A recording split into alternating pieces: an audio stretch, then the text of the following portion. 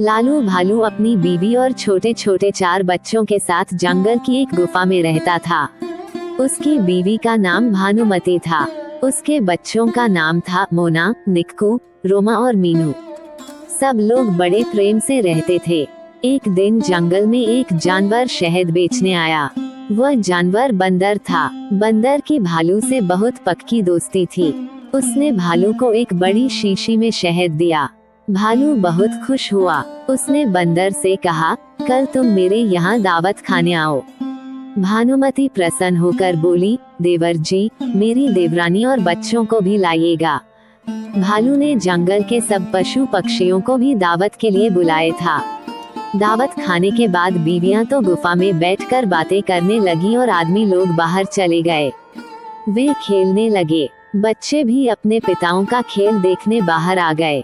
खेल देखने में उन्हें आनंद आने लगा। कभी वे ताली पीटते, कभी शोर मचाते तो कभी उछल उछल कर हंसते। उनके पिताओं ने पहले फुटबॉल खेली। फुटबॉल में हाथी जीत गया।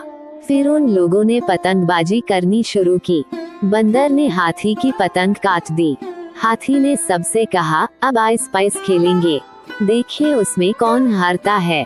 बंदर चोर बना। हाथी, चीता, घोड़ा, भालू, कुत्ता, बिल्ली, कोयल, मोर, तीतर, बाज, चील, कबूतर, नीलकंठ आदि छिप गए।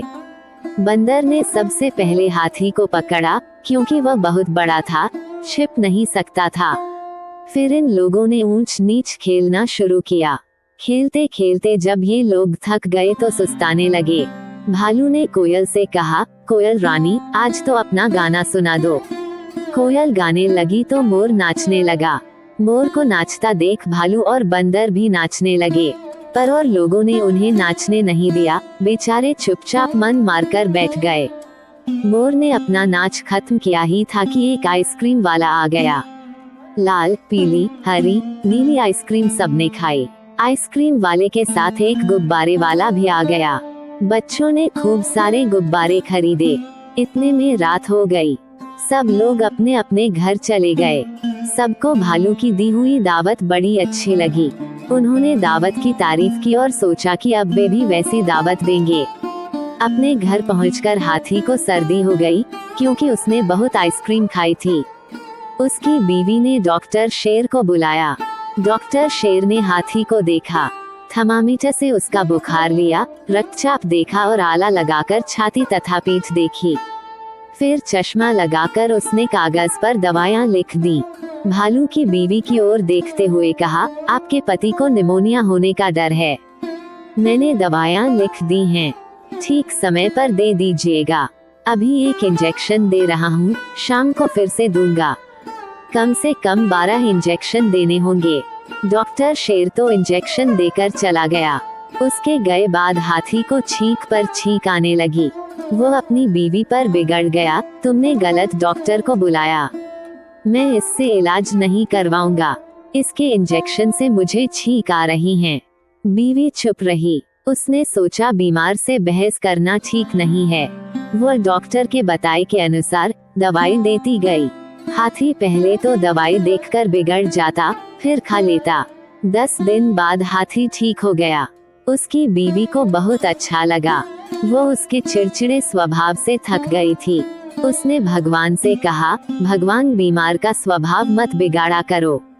जब हाथी बिल्कुल ठीक हो गया, तब चीते ने दावत दी। उस दावत में चीते के मामा भी थे। चीते के मामा प्रसिद्ध वैज्ञानिक थे। उनके पास चंद्रमा के पास जाने के लिए एक मशीन थी। सब आलसी जानवरों का मन चंद्रमा के पास जाने का हुआ।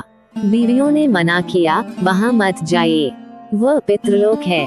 आलसी जानवर बिगड़ गए, हम लोग पढ़े लिखे हैं, सब समझते हैं, तुम लोग मूर्ख हो, अनपढ़ हो।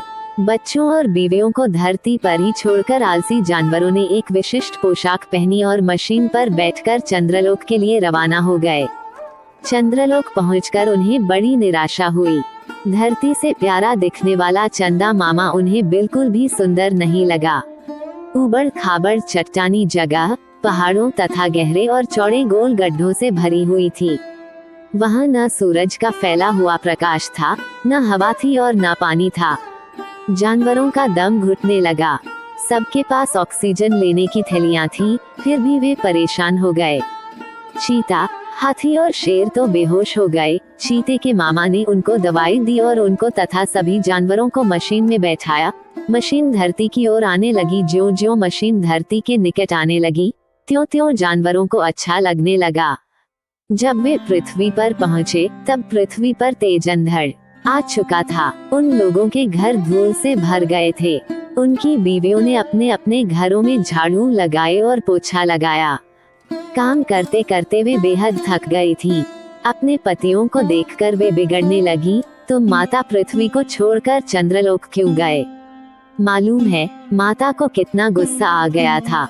जितनी देर तुम लोग बाहर रहे, उतनी देर तक उनके मुंह से धूल की आंधी निकलकर हम लोगों को धमकाती रही।